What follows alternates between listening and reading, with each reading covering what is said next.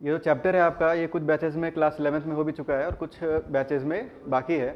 तो organic chemistry को start करने के लिए जो सबसे पहला जो चैप्टर है और जो सबसे बेसिक चैप्टर है वो है जनरल ऑर्गेनिक केमिस्ट्री। ये चैप्टर अगर अच्छे से हमें आता है तो आगे के जो चैप्टर्स है और जो रिएक्शंस है और जो रिएक्शन के मैकेनिज़्म है वो बहुत ईजिली हमें समझ में आते हैं। और ये बिल्कुल फंडामेंटल है, ऑर्गेनिक का बिल्कुल बेसिक पार्ट है। तो हम लोग आज सबसे पहला चैप्टर जो है शुरू करेंगे ऑर्गेनिक का, और वो है आपका जनरल ऑर्गेनिक केमिस्ट्री, जीओसी बोलते हैं इसको। तो जनरल ऑर्गेनिक केमिस्ट्री, और ये जो केमिस्ट्री है इसका एक और नाम है, इस चैप्टर का एक और नाम है, इसको हम लोग इलेक्ट्रॉनिक डिस्प्लेसमेंट इफेक्ट भी बोलते हैं, ठीक ना। तो इस चैप्टर को हम लोग फिलहाल जनरल ऑर्गेनिक केमिस्ट्री बोल सकते हैं, या फिर इस चैप्टर का एक नाम और है, इस चैप्टर का एक नाम और है इलेक्ट्रॉनिक डिस्प्लेसमेंट इफेक्ट्स। तो ये नाम क्यों पड़ा है इलेक्ट्रॉनिक डिस्प्लेसमेंट इफेक्ट? ये चैट सेक्शन थोड़ा सा नहीं दिख रहा है, chat section. Electronic displacement effects, electronic displacement effect इसका नाम क्यों है? क्योंकि इस चैप्टर में हमें बेसिकली पढ़ना क्या है कि इलेक्ट्रॉन्स का, जो इलेक्ट्रॉन्स है उनका डिस्प्लेसमेंट होगा, ठीक ना, किसी तरह से इलेक्ट्रॉन्स का डिस्प्लेसमेंट होगा, और इलेक्ट्रॉन के डिस्प्लेसमेंट से जो इफेक्ट आएगा उसे हमें इस चैप्टर में स्टडी करना है। इसलिए ये जो चैप्टर है आपका जनरल ऑर्गेनिक केमिस्ट्री, ठीक ना, जनरल ऑर्गेनिक केमिस्ट्री, इसका एक और नाम है इलेक्ट्रॉनिक डिस्प्लेसमेंट इफेक्ट, यानी इलेक्ट्रॉन के डिस्प्लेसमेंट से कुछ इफेक्ट्स जनरेट होंगे और उन इफेक्ट्स को हमें इस चैप्टर में स्टडी करना है। हम लोग बिल्कुल स्टार्टिंग से शुरू करेंगे। लोग पूछ रहे थे कि इस टॉपिक से शुरू करेंगे, तो बिल्कुल स्टार्टिंग से शुरू करेंगे और बेसिक्स से देखेंगे इस चैप्टर को, बेसिक चीज़ों को समझेंगे, और उसके बाद फिर जो है हम लोग आगे बढ़ेंगे, ठीक है ना। तो बिल्कुल बेसिक से शुरू कर रहे हैं। पहला चैप्टर है आपका जनरल ऑर्गेनिक केमिस्ट्री।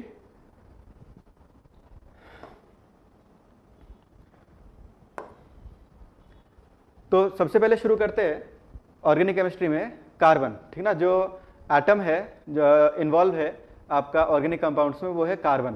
तो सबसे पहले तो कार्बन के बारे में समझे। ये जो एलिमेंट है आपका, इस एलिमेंट का नाम है कार्बन, ठीक। तो कार्बन के बारे में समझते हैं। कार्बन का एटॉमिक नंबर कितना है? तो कार्बन का एटॉमिक नंबर है 6, ठीक, यानी कि इसके न्यूक्लियस में 6 प्रोटॉन्स है, साथ ही साथ इसके पास 6 इलेक्ट्रॉन है। कार्बन का जो इलेक्ट्रॉनिक कॉन्फ़िगरेशन है, ठीक ना, कार्बन का जो इलेक्ट्रॉनिक कॉन्फ़िगरेशन है ये है आपका 1s2 2s2 2p2।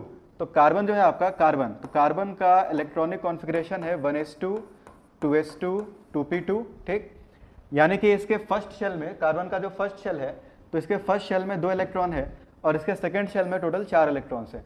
तो यहाँ पे एक डायग्राम में हमें भी दिख भी रहा है कि जो कार्बन का फर्स्ट शेल है, तो कार्बन के फर्स्ट शेल में एक और 2 इलेक्ट्रॉन्स है, और कार्बन का जो सेकंड शेल है इसमें 4 इलेक्ट्रॉन्स है जो कि न्यूक्लियस के चारों तरफ लगातार जो है रिवॉल्व कर रहे हैं। तो ये तो आपने ऑलरेडी पढ़ा भी है क्लास 11th में, पीरियोडिक टेबल चैप्टर में भी पढ़ा है, केमिकल बॉन्डिंग में पढ़ा है। कार्बन जो है इसका एटॉमिक नंबर 6 है।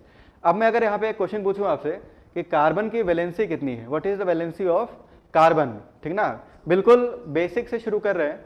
और अगर कोई डाउट होगा तो उसको बेझिझक पूछना है। कोई भी डाउट होगा, जो टॉपिक चल रहा है उसमें कोई डाउट होगा किसी क्वेश्चन में, तो उसको पूछते चलेंगे। डाउट्स तो क्लास में ही हमें खत्म कर देना है, और आपको एक असाइनमेंट भी आप प्रोवाइड करेंगे, जीओसी के कुछ क्वेश्चंस जो है आपको प्रोवाइड करेंगे, उन क्वेश्चंस को भी सॉल्व करेंगे, तो आपको चैप्टर की बेटर अंडरस्टैंडिंग आपको मिलेगी। अच्छा, अब कार्बन की वैलेंसी के बारे में सबसे पहले बात करते हैं। कार्बन की वैलेंसी क्या है? नहीं, यहाँ पे थोड़ा रीड करने में दिक्कत हो रहा है, छोटा छोटा है, चैट को बड़ा कर दी, चैट को। तो इसमें आपका जो है कार्बन की सही आंसर आ रहे हैं, सही आंसर अरहम खान, आंसर जो है 4। तो कार्बन की जो वैलेंसी है वो 4 होती है। तो यहीं से शुरू कर रहे हैं अबाउट वैलेंसी ऑफ कार्बन। तो कार्बन इज टेट्रावेलेंट, है ना, कार्बन जो है ये टेट्रावेलेंट है, और कार्बन की जो वैलेंसी है ये 4 है। तो टेट्रावेलेंसी ऑफ कार्बन। तो देखो, खैर यहाँ पे स्टेटमेंट तो लिखा ही है, स्टेटमेंट का मतलब क्या है पहले मैं स्टेटमेंट रीड कर देता हूँ। स्टेटमेंट है आपका कि the ground state electronic configuration of carbon is 1s2 2s2 2p2, ठीक ना, ये हमने ऑलरेडी पढ़ा है। कार्बन का जो ग्राउंड स्टेट इलेक्ट्रॉनिक कॉन्फ़िगरेशन है ये 1s2 2s2 2p2 होता है, इसमें कोई प्रॉब्लम नहीं है, ठीक। अच्छा, अब आगे बढ़े। Due to small energy gap between 2s and 2p, ये जो आपका 2s है, अब कार्बन का जो वैलेंस शेल है ये 2s और 2p सेकंड शेल इसका वैलेंस शेल है। तो कार्बन का ये जो वैलेंस शेल है इसमें 2s और 2p के बीच में एनर्जी गैप बहुत कम होता है, ठीक। तो अगर एनर्जी गैप बहुत कम है तो यहाँ पे एक्साइटेशन हो सकता है या प्रमोशन, ठीक ना, एक फिनोमेना है जिसको हम लोग बोलते हैं एक्साइटेशन या फिर प्रमोशन। तो यहाँ पे होता क्या है कि ये जो 2s है ये कार्बन का ग्राउंड स्टेट, यहाँ मैं लिख रहा हूँ ग्राउंड स्टेट। तो कार्बन अपने ग्राउंड स्टेट में 1s2 2s2 2p2 ये होता है। अच्छा, इसके बाद बहुत थोड़ी सी एनर्जी लेकर एक इलेक्ट्रॉन 2s से, ठीक ना, एक इलेक्ट्रॉन जो है आपका ये 2s से एक्साइट करके 2p में चला जाता है, ठीक। और कार्बन अपने फर्स्ट एक्साइटेड स्टेट में आ जाता है, फर्स्ट एक्साइटेड स्टेट। और कार्बन का जो फर्स्ट एक्साइटेड स्टेट है इसमें ये हो जाता है 1s2, ये आपका 2s1 और 2p3, ठीक ना। यहाँ पे इसको लिख रहा हूँ मैं इस तरह से 1s2, ये आपका हो गया 2s1 और ये आपका हो गया 2p3। तो यहाँ से हमें दिख रहा है कि कार्बन जो है इसके वैलेंस शेल में 4 अनपेड इलेक्ट्रॉन आ जाते हैं और इस कारण से कार्बन की जो वैलेंसी है वो 4 हो जाती है। तो यहाँ पे इस पॉइंट को मैंने यहाँ पे लिखा है, नोट्स आपको इसी स्लाइड्स के फॉर्मेट में ही मिलेंगे, ठीक ना। यहाँ पे मैंने सब कुछ लिख दिया है, क्वेश्चंस वगैरह भी यहाँ पे हम लोग करेंगे और इसके अलावा क्वेश्चन का एक सेट आप लोगों को व्हाट्सएप में मिल जाएगा पीडीएफ के फॉर्मेट में। तो इस चैप्टर में क्वेश्चन जितने ज़्यादा करेंगे उतना ही प्रैक्टिस होगी। कोशिश करेंगे कि ज़्यादा से ज़्यादा क्वेश्चन हम लोग क्लास में करें, इफेक्ट्स को, थ्योरी को पढ़ने के बाद ज़्यादा से ज़्यादा क्वेश्चन क्लास में करेंगे और जितने ज़्यादा क्वेश्चन करेंगे उतनी ही हमें जो है कमांड इस चैप्टर में आएगी, ठीक। तो नोट्स भी आप लोगों को साथ साथ मिलते चलेंगे, जो क्वेश्चन है नोट्स का क्या है तो नोट्स भी आपको मिलेंगे, ठीक। अच्छा, आगे बढ़ते हैं। तो ये आपका हो गया about tetra valency of carbon. तो कोई आपसे पूछता है कि भाई कार्बन की वैलेंसी कितनी है, तो ये तो क्लास 10 तक आपको पता है, कार्बन की वैलेंसी होती है 4। फिर आपसे कोई पूछ ले कि भाई ये बताओ कि कार्बन का जो इलेक्ट्रॉनिक कॉन्फ़िगरेशन है ये तो 1s2 2s2 2p2 होता है। तो कार्बन के ग्राउंड स्टेट में तो 2 ही अनपेड इलेक्ट्रॉन है, तो इसको तो 2 बॉन्ड बनाना चाहिए, ये 4 बॉन्ड क्यों बनाता है? तो इसका रीज़न आप क्या दोगे कि यहाँ पे एक्साइटेशन हो जाता है। एक्साइटेशन क्यों होता है? तो एक्साइटेशन इसलिए होता है क्योंकि 2s और 2p के बीच में जो एनर्जी गैप है वो बहुत स्मॉल है, ठीक है, नेग्लिजिबल है, ठीक। और इतनी एनर्जी उसको बॉन्ड फॉर्मेशन से मिल जाती है। कार्बन जो बॉन्ड बनाता है तो उस बॉन्ड से वो एनर्जी उसको मिल जाती है और एक्साइटेशन एनर्जी यहाँ से कंपनसेट हो जाती है। तो कार्बन जो है वो 2 बॉन्ड बनाना प्रेफर नहीं करता है, कार्बन जो है फर्स्ट एक्साइटेड स्टेट में एक्साइटेशन करके 4 बॉन्ड को बनाना प्रेफर करता है, ठीक है ना। तो यहाँ पे इसी पॉइंट को मैंने यहाँ लिख दिया है, यहाँ लिखा हुआ है the energy required for this promotion, promotion मतलब एक्साइटेशन। तो एक्साइटेशन के लिए जो एनर्जी चाहिए is compensated by the bond formation, जो बॉन्ड फॉर्मेशन होगा उससे वो एनर्जी कंपनसेट होगी। और इस कारण से कार्बन अपने फर्स्ट एक्साइटेड स्टेट में जो है 1 2 3 और 4 बॉन्ड बना सकता है। अच्छा, अगर मैं आपसे क्वेश्चन पूछूं, थोड़ा हाइपोथेटिकल क्वेश्चन है कि कार्बन अपने ग्राउंड स्टेट में कितने बॉन्ड बनाता? अगर कार्बन में प्रमोशन नहीं होता, ठीक, तो ऐसे केस में कार्बन अपने ग्राउंड स्टेट में कितने बॉन्ड बनाता? तो कार्बन ग्राउंड स्टेट में सिर्फ 2 ही बॉन्ड बनाता, ठीक। लेकिन जो आपका 2s और 2p है इसके बीच में क्योंकि एनर्जी गैप कम है तो एक्साइटेशन हो जाता है और कार्बन जो है वो 4 बॉन्ड बनाता है। तो आगे से हमें एक पॉइंट याद रखना है जो कि आपको ऑलरेडी पता भी है कि कार्बन जो है ये 4 बॉन्ड तक मैक्सिमम बना सकता है। अगर कार्बन 3 बॉन्ड बनाता है तो उस पर कोई ना कोई चार्ज होना चाहिए, जैसे प्लस चार्ज, माइनस चार्ज या फ्री रेडिकल भी उस पर हो सकता है, ठीक ना। एक अनपेड इलेक्ट्रॉन भी बच सकता है, ठीक ना। तो सही आंसर है, अरहम खान ने पहले आंसर दिया 2, ठीक। तो 2 बॉन्ड ही बना सकता है। अब आगे बढ़ते हैं। तो देखो ये तो था आपका about tetra valency of carbon, ठीक ना। इसमें मुझे नहीं लगता कोई आपको डाउट होगा कि कार्बन जो है वो 4 बॉन्ड बनाता है, ठीक। आगे बढ़ते हैं, नेक्स्ट आगे बढ़ते हैं। तो इसमें नेक्स्ट अब हम लोग बात करने वाले हैं हाइब्रिडाइजेशन, ठीक ना। आज जो हम लोग टॉपिक देख रहे हैं ये सब टॉपिक हमारे पढ़े हुए टॉपिक है, इसमें दिक्कत नहीं आनी चाहिए। ये बस एक इंट्रोडक्शन है, बिल्कुल बेसिक से शुरू करेंगे ताकि चीज़ों को अच्छे से समझ सकें, ठीक है ना। तो नेक्स्ट हम लोग अब बात करने वाले हैं हाइब्रिडाइजेशन। तो कार्बन जो है ये 3 तरह के हाइब्रिडाइजेशन शो कर सकता है, sp, sp3 और sp2, sp, sp3 और sp2, 3 तरह के हाइब्रिडाइजेशन ये शो कर सकता है ना। साउंड नहीं आ रहा क्या? तो कार्बन जो है ये 3 तरह के हाइब्रिडाइजेशन शो कर सकता है। मेरा क्वेश्चन आप लोग से ये है, अब आप लोग बताओ कि केमिकल बॉन्डिंग और इनऑर्गेनिक में भी काफ़ी कुछ हमने पढ़ लिया, अब तो कोऑर्डिनेशन भी खत्म हो गया है और पी ब्लॉक भी लगभग खत्म ही है, तो काफ़ी कुछ आप लोगों को पता है। अब मैं अगर पूछूं आपसे, ठीक है ना, कि कार्बन जो है ये sp, sp2 या sp3, ये 3 हाइब्रिडाइजेशन ही क्यों शो करता है, इसके अलावा कोई दूसरा शो क्यों नहीं करता है? जैसे कि sp3d शो नहीं करता है, sp3d2 शो नहीं करता है, ये सब शो नहीं करता है, तो ऐसा क्यों भाई? तो बहुत सिंपल सा रीजन है, ये कोई भी बता सकता है कि कार्बन के का जो वैलेंस शेल है, तो कार्बन के वैलेंस शेल में जो कार्बन है आपका C, तो कार्बन का जो वैलेंस शेल है तो इसका इलेक्ट्रॉनिक कॉन्फ़िगरेशन है 1s2 2s2 2p2, ये इसका वैलेंस शेल हो गया, इसमें प्रमोशन हो जाता है। तो यहाँ पे आपके पास ये जो है इस तरह से 1 2 और 3, तो यहाँ पे अपने पास 4 अनपेयर्ड इलेक्ट्रॉन इस तरह से आ जाएंगे। तो कार्बन जो है क्योंकि इसके वैलेंस शेल में 2s 2px 2py और 2pz 3 ही ऑर्बिटल 4 ऑर्बिटल प्रेजेंट है, तो यहाँ मिक्सिंग जो है वो या तो s की p के साथ होगी, तो या तो sp हाइब्रिडेशन आपको मिलेगा, या तो sp2 मिलेगा, या तो sp3 मिलेगा। ठीक, कार्बन के वैलेंस शेल में d ऑर्बिटल है ही नहीं, तो इसीलिए यहाँ पे आपको एक सुविधा मिल जाती है कि sp3d आपको नहीं मिलेगा, sp3d2 आपको नहीं मिलेगा, sp3d3 आपको नहीं मिलेगा। ठीक ना, आपको हाइब्रिडेशन क्या क्या मिलेगा? आपको हाइब्रिडेशन मिलेगा या तो sp3, ठीक, या तो आपको हाइब्रिडेशन मिलेगा sp2, या फिर आपको हाइब्रिडेशन कार्बन का क्या मिलेगा? sp। ठीक, अच्छा, कोऑर्डिनेशन नंबर अगर 4 है या वैलेंसी अगर 4 है तो हाइब्रिडाइजेशन dsp2 भी पॉसिबल होता है। ठीक ना, कोऑर्डिनेशन केमिस्ट्री में हमने पढ़ा है कि हाइब्रिडाइजेशन जो है वो dsp2 भी पॉसिबल होता है, पर कार्बन जो है ये dsp2 हाइब्रिडाइजेशन शो नहीं करेगा। इसका क्या रीजन होगा भाई? रीजन बताओ आप कि कार्बन जो है वो dsp2 हाइब्रिडाइजेशन क्यों नहीं शो करेगा, ये हाइब्रिडाइजेशन ये शो नहीं करेगा। रीजन, तो इसका रीजन क्या है कि कार्बन के इनर शेल में भी कोई d ऑर्बिटल नहीं है। भाई वैलेंस शेल में भी d ऑर्बिटल नहीं है और इनर शेल में भी कोई इसके पास d ऑर्बिटल प्रेजेंट नहीं है। तो कार्बन का जब हाइब्रिडाइजेशन होगा तो उसमें d ऑर्बिटल कभी भी पार्टिसिपेट नहीं करेगा। तो आपको 3 तरह का हाइब्रिडाइजेशन मिलेगा। हाइब्रिडाइजेशन या तो आपको sp मिलेगा कार्बन का, या तो sp2 मिलेगा, या फिर sp3 मिलेगा। ठीक ना, ये 3 हाइब्रिडाइजेशन ही यहाँ पे पॉसिबल है। तो एक एक करके तीनों हाइब्रिडेशन की बात कर लेते हैं, ठीक है ना, फिर आगे बढ़ेंगे। तो सबसे पहले हम लोग बात करने वाले हैं sp3 हाइब्रिडाइजेशन की, ठीक ना, sp3 हाइब्रिडाइजेशन। तो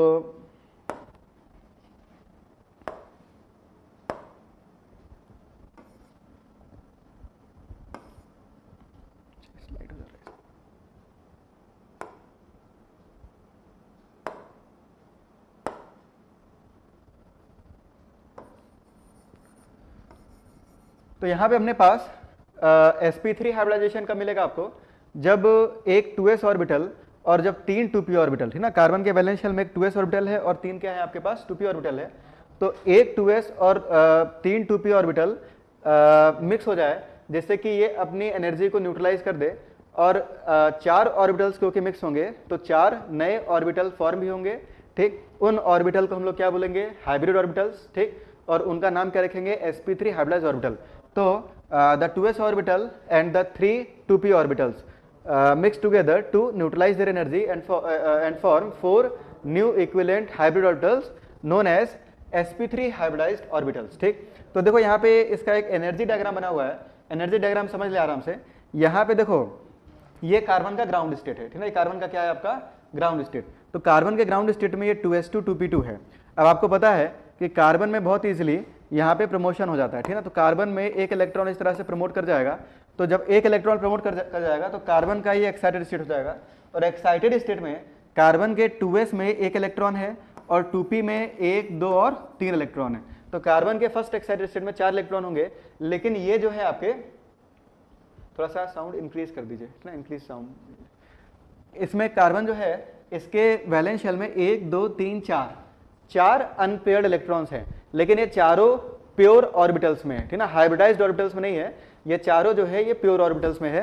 तो एक इलेक्ट्रॉन प्योर 2s में है, एक इलेक्ट्रॉन प्योर 2px में होगा, एक आपका यहाँ पे 2px होगा, एक 2py होगा और एक 2pz होगा। जाहिर सी बात है, n+l रूल से 2s की एनर्जी कम होगी, इन सब की एनर्जी जो है वो ज्यादा होगी। अब क्योंकि इनमें जो एनर्जी गैप है कम होता है, तो ये ऑर्बिटल्स आपस में इंटरमिक्स होते हैं, और ऑर्बिटल इंटरमिक्स होकर जितने मिक्स हुए उतने नए बनते हैं, उनको हम लोग हाइब्रिडाइज्ड ऑर्बिटल बोलते हैं। ठीक, उन हाइब्रिडाइज्ड ऑर्बिटल की एनर्जी ऑलमोस्ट जो है वो इक्वल होती है, सेम होती है।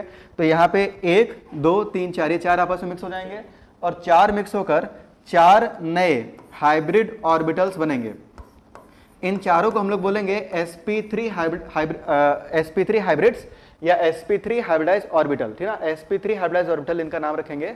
इन चारों का शेप एक जैसा होगा, एक लोब बड़ा होगा, एक लोब छोटा होगा, ये सब केमिकल बॉन्डिंग में आपने पढ़ाई है। ठीक, और एक चीज और मैं यहाँ पे नई चीज बता रहा हूँ आप लोग को, ठीक ना, कि ये जो हाइब्रिड ऑर्बिटल्स होते हैं इनकी एनर्जी इन दोनों के बीच में होती है। 2s और 2p के बीच में जो एनर्जी गैप है, जब ये आपस में मिक्स हो जाएंगे तो आपस में मिक्स होंगे तो ये जो हाइब्रिड ऑर्बिटल्स हैं इनकी एनर्जी लगभग इसके एवरेज के बराबर होगी, ठीक है ना। तो इनकी जो एनर्जी होगी वो इस लेवल से कम होगी और 2s के लेवल से ज्यादा होगी, ठीक ना। हाइब्रिड ऑर्बिटल्स की जो एनर्जी होगी वो 2p लेवल से कम होगी और 2s लेवल से ज्यादा होगी। तो इस तरह से 4 हाइब्रिड ऑर्बिटल्स जो है फॉर्म होंगे, 4 हाइब्रिड ऑर्बिटल बन जाएंगे। और जो हाइब्रिड ऑर्बिटल्स होते हैं वो 3D में इस तरह से ओरिएंट होते हैं कि उनके बीच का जो रिपल्शन है, तो उनके बीच का जो रिपल्शन है वो मिनिमम हो। तो इस कारण से टेट्राहेड्रल ज्योमेट्री ले लेंगे, तो चारों हाइब्रिड ऑर्बिटल इस तरह से टेट्राहेड्रल ज्योमेट्री एक्वायर करेंगे, 1 2 3 और 4, ठीक ना। और चारों में एक एक अनपेयर्ड इलेक्ट्रॉन होगा और हाइड्रोजन आकर यहाँ पे इस तरह से शेयरिंग कर लेगा। तो हाइड्रोजन जब इस तरह से शेयरिंग कर लेगा तो 1 2 3 4 4 बॉन्ड बन जाएगा और ज्योमेट्री जो है आपको यहाँ पे टेट्राहेड्रल मिलेगी। ज्योमेट्री आपको क्या मिलेगी? टेट्राहेड्रल। तो अभी थोड़ा पेशेंस के साथ सुनेंगे, इसमें अभी एक तरह से रिवीजन ही चल रहा है आप लोग का। ये सब पॉइंट्स आपको पता है, सब बॉन्डिंग के पॉइंट्स हैं, ठीक है ना। और लेकिन ये सब धीरे धीरे हम लोग इसके यूज थ्रू हो जाएंगे। आगे बढ़ते हैं। तो ये था आपका sp3 हाइब्रिडाइजेशन, ये आपको ऑलरेडी आता है। आगे बढ़ते हैं। sp3 हाइब्रिडाइजेशन के बाद नेक्स्ट है आपका sp2 हाइब्रिडाइजेशन। sp2 हाइब्रिडाइजेशन कब होगा? जब एक s ऑर्बिटल, ठीक है ना, और कोई 2 p orbital, any 2 p orbital are mixed to neutralize their energy. मतलब कि यहाँ पे एक 2px था, एक 2py था, एक 2pz था। इन तीनों में से एक कोई 2s के साथ मिक्स कर जाएंगे और मिक्स करके हाइब्रिड ऑर्बिटल बनाएंगे। लेकिन उसके पहले आपको यहाँ पर एक्साइटेशन होगा, ठीक है ना। उसके पहले यहाँ पर क्या होगा? एक्साइटेशन। तो एक्साइटेशन में एक इलेक्ट्रॉन 2s से जंप करके 2p में चला जाएगा। तो यहाँ पे 1 2 3 और 4 अनपेयर्ड इलेक्ट्रॉन आ जाएंगे। अब इसमें, ठीक है ना, अगर हाइब्रिडाइजेशन sp2 है तो नाम से पता चल रहा है एक s और 2 p ऑर्बिटल आपस में मिक्स होंगे। तो यहाँ पे एक 2s और 2 2p इस तरह से आपस में इंटरमिक्स हो जाएंगे। अच्छा, 1 2 3 मिक्स हुए तो कितने बनेंगे? 3 बनेंगे। तो यहाँ पे एक ये, इसको मैं बॉक्स से बना रहा हूँ, 2 ये और 3 ये, 3 hybrid orbitals, sp2 hybrid orbitals इस तरह से बन जाएंगे। और एक ऑर्बिटल ये वाला जिसको मैंने सर्कल से बनाया है, ठीक, ये वाला जो p ऑर्बिटल है, ये वाला p ऑर्बिटल मिक्सिंग में पार्टिसिपेट नहीं कर रहा है। तो ये वाला p ऑर्बिटल अनहाइब्रिडाइज्ड रह जाएगा। ये वाला p ऑर्बिटल क्या रह जाएगा? अनहाइब्रिडाइज्ड। तो जैसे मान लो एक 2px था, एक आपका 2py था और एक आपका था 2pz, ठीक। तो ये जो 2pz वाला जो ऑर्बिटल है ये अनहाइब्रिडाइज्ड होगा, ठीक। अब जैसे एक एग्जांपल लेते हैं ईथीन। तो ईथीन का एग्जांपल लें तो ईथीन का फॉर्मूला क्या होता है भाई? ईथीन जिन्होंने पढ़ा है वो तो बता ही सकते हैं। ईथीन जो है इसका फॉर्मूला होता है C, यहाँ पे C double bond C hydrogen hydrogen, तो ना CH2 ये इसका फॉर्मूला है। अब इसमें इस कार्बन का जो हाइब्रिडाइजेशन है वो क्या है? sp2 है। sp2 कैसे भाई? 3 सिग्मा बॉन्ड है, लोन पेयर 0 है, तो 3 सिग्मा प्लस 0 लोन पेयर, तो हाइब्रिडाइजेशन क्या बताएंगे? sp2। और यहाँ भी जो हाइब्रिडाइजेशन है ये sp2 है। sp2 की ज्योमेट्री जो है वो ट्रायगोनल प्लेनर होती है। सबसे पहले हम कार्बन की ज्योमेट्री यहाँ पे बेसिकली समझने की कोशिश कर रहे हैं। तो यहाँ पे जो कार्बन है, तो कार्बन के 3 sp3 ऑर्बिटल्स आपको मिलेंगे। तो कार्बन के इस तरह से 3 sp3, 1 2 और 3 sp3 नहीं सॉरी sp2। तो 3 sp2, 1 2 3 sp2 ऑर्बिटल मिलेंगे। और यहाँ पे हाइड्रोजन का 1s और यहाँ भी हाइड्रोजन का 1s। इसी तरह से यहाँ भी जो कार्बन है तो 1, यहाँ पे 2 और यहाँ पे 3, ठीक। तो और ये जो आपका ऑर्बिटल है ये 1s और ये भी ऑर्बिटल जो है ये आपका 1s। अगर मैं पूछता हूं कि यहाँ पे जो ओवरलैपिंग है, ये जो ओवरलैपिंग है, ये ओवरलैपिंग कौन कौन से ऑर्बिटल से हुई है, तो इसका आप आंसर क्या बताओगे भाई? फटाफट बताओ तो आगे बढ़े। फिर ये जो आपका ओवरलैपिंग है, ये ओवरलैपिंग आपका sp2 और 1s की हुई है। अच्छा, यहाँ ओवरलैपिंग किसकी हुई है? तो यहाँ भी 1s और sp2 की हुई है। लेकिन कार्बन और कार्बन के बीच में जो ओवरलैपिंग हुई है, तो कार्बन और कार्बन के बीच में ओवरलैपिंग किसकी हुई है? तो हम बोलेंगे कि ये जो सिग्मा बॉन्ड बना है, सिग्मा बॉन्ड क्या होता है? ऐसा बॉन्ड जो एक्सियल ओवरलैपिंग से बनता हो। तो यहाँ पे ये जो बॉन्ड बना है ये sp2 और sp2 की ओवरलैपिंग से बना है। अच्छा, अब नेक्स्ट क्वेश्चन ये है कि मॉलिक्यूल का प्लेन कौन सा होगा? तो मॉलिक्यूल का जो प्लेन होगा ये xy प्लेन होगा, ठीक ना। मॉलिक्यूल का जो प्लेन होगा वो कौन सा होगा आपका? xy। ये xy प्लेन होगा। क्यों? क्योंकि हाइब्रिडाइजेशन में जो ऑर्बिटल्स इन्वॉल्व हैं वो कौन से आपके? तो वो 2s 2px और 2py। तो ये तीनों जब आपस में मिक्स करेंगे तो 3 बनेंगे sp2 ऑर्बिटल और ज्योमेट्री ट्रायगोनल प्लेनर होगी।